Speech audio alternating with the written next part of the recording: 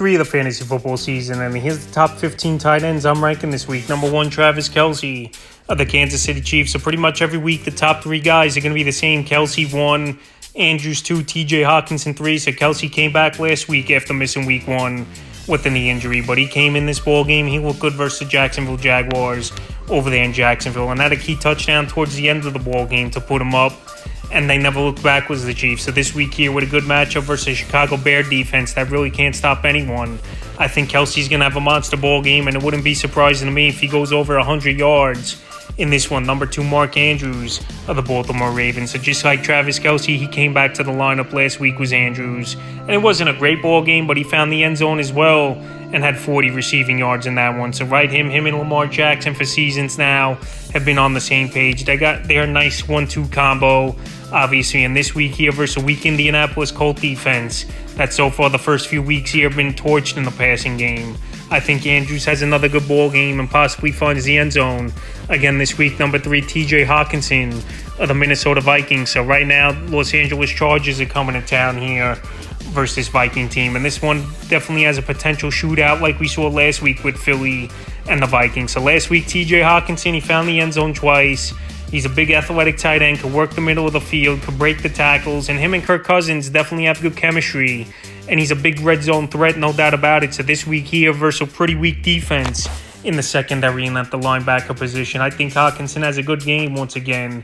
And I got him at 3. Number 4, Darren Waller of the New York Giants. So Darren Waller right now, he might be the main man in this offense. There's a chance Barkley could play here, Giants head coach said, but I doubt he does. If the report's coming out, he's probably out 3 weeks. So anyway, Darren Waller last week, he had a nice ball game where he had 6 catches, 76 yards. And we know he's a tight end that could be a mismatch. We know he's been a top tight end in this league for many seasons, but injuries have held him back. But with a change of scenery so far for this New York Giant team, he's looked pretty good, is Darren Waller. And he's their number 1 receiving target, in my opinion. So this week here in a matchup where they're going to be trailing early and often, I believe, on Thursday Night Football at the 49ers. I think he's going to play his way into volume, and he's going to have a good ball game, I believe, here.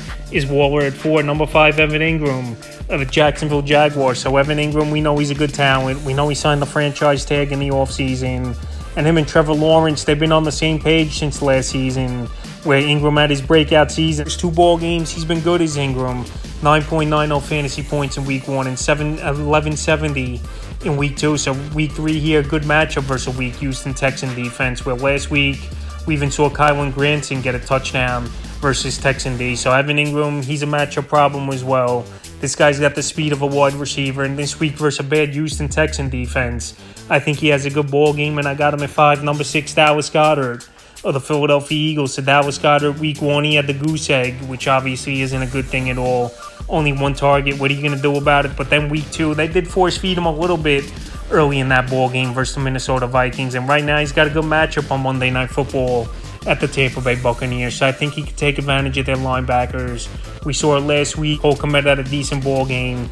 And Dallas Goedert, coming into the season, I believe he could have been a top 5 tight end. I know it's early in the year, and so far, one mediocre game and 1 game where he didn't show up at all is Dallas Goedert. But this week at Tampa Bay, I think we're going to see a little bit more of Goedert in the game plan, and a guy who could go out there and make some plays and possibly find the end zone. Number 7, George Kittle of the San Francisco 49ers. So George Kittle, so far off to a very slow start, only 10 fantasy points in the first 2 weeks of the season in PPR leagues. But this week, he's got a good matchup versus the New York Giants, where tight ends have given him problems over the last few seasons. And we even saw it last week where Zach Ertz had a solid ball game. So George Kittle, we know he's a matchup problem. We know him and Purdy, especially in the red zone last season, were really connecting, where Kittle had 11 touchdowns. But so far, he's off to a slow start, and the decline was a little bit expected here for George Kittle. But right now, I think he bounces back this week versus the Giants.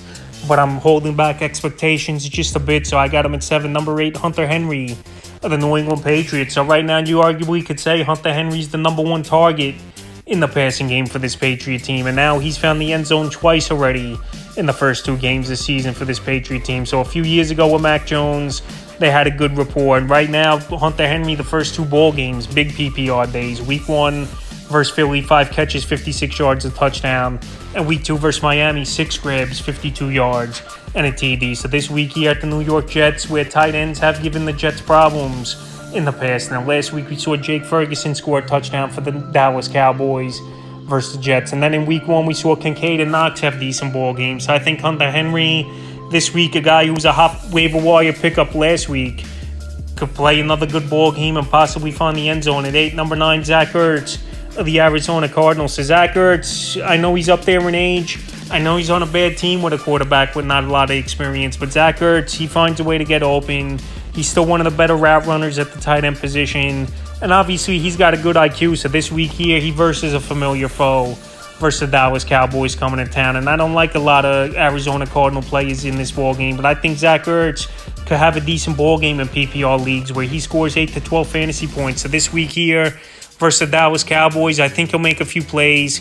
He'll get a few grabs in this ball game. And tight end's been a pretty bad position this year. So I got him at 9. Number 10, Sam Laporta of the Detroit Lions. So Sam Laporta, so far, it's been a good rookie season in the first 2 games of his career here. And him and Jared Goff have a good rapport. He's the number 3 option in the passing game behind St. Brown, Josh Reynolds, who's been solid so far in the early going. And then you got Laporta, where he's at least scored 8 or more fantasy points in the first 2 weeks. And this week here, a good matchup versus the Atlanta Falcons, a team you definitely could pass on and you definitely could make plays on, because this Falcon team, we saw in week 1, Hayden Hurst even found the end zone and had 50 yards in that ball game. And then last week, Luke Musgrave, it wasn't the greatest of ball games, but he made some plays as well. So this week here, indoor game once again over here in Detroit, home field. And this ball game's a potential shootout, in my opinion, with the Falcons and the Lions. And I got the rookie Laporta, number 10, number 11, Pat Freiermuth of the Pittsburgh Steelers. So Freiermuth, he put in a stinker in week 2's ball game with only 1 catch in that one for 3 yards. But right now, I think he's going to bounce back at the Vegas Raiders in this ball game as Pat Freiermuth.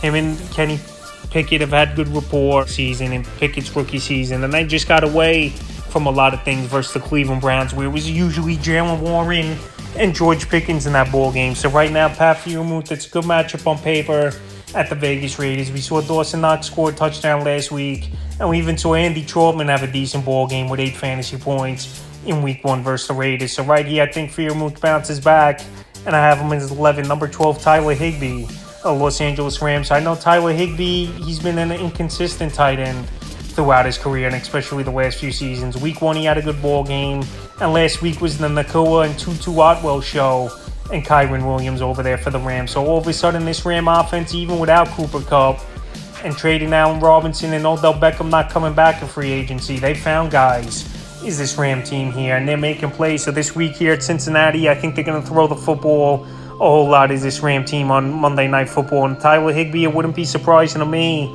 if he could have 30 or 40 yards and find the end zone in this one. Number 13, Jake Ferguson of the Dallas Cowboys. As the weeks go on, I think Ferguson's going to have a bigger role in this offense.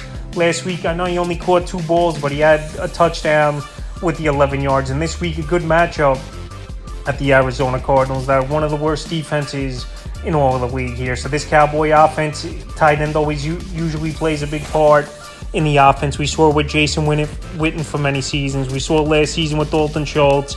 And now we see Schultz over there with the Houston Texans, and he's not doing anything. So right now, Dak Prescott, he always liked passing the ball to the tight end. And in this Mike McCarthy system, a tight end's always usually a decent vocal point of it. So right now, Ferguson at 13, 14, David Njoku with the Cleveland Browns. So David Njoku, I wasn't a fan coming in this season. Him and Deshaun Watson at the end of last season really didn't have anything going, and they weren't on the same page. And right now, this Brown offense, see what they're going to do here without Nick Chubb, because obviously Nick Chubb was a big portion of the offense, their best offensive player easily.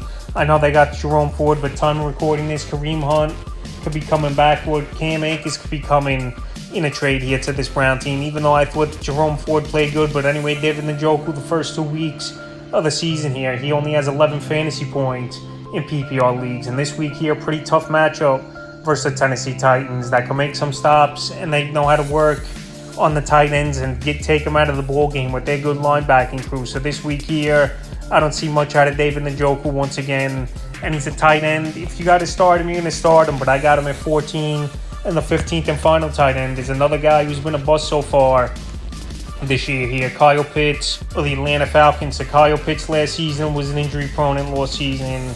And now, so far this season, we haven't seen Pitts. Week 1, he made an amazing catch that saved his day, kind of salvaging it. And then last week, only 3.5 fantasy points for Kyle Pitts. I know this 4 games a potential shootout here at the Detroit Lions, but now, like I said, Desmond Ridder's a quarterback that can't be consistent and get the ball to his playmakers. And why should I think this week, even in a potential shootout at the Lions, that he could get the football to Kyle Pitts? So this week here, I'm not really in on Pitts, but I still think he could finish as a top 15 tight end. So that's the top 15 tight ends I'm ranking for week 3 of the fantasy football season.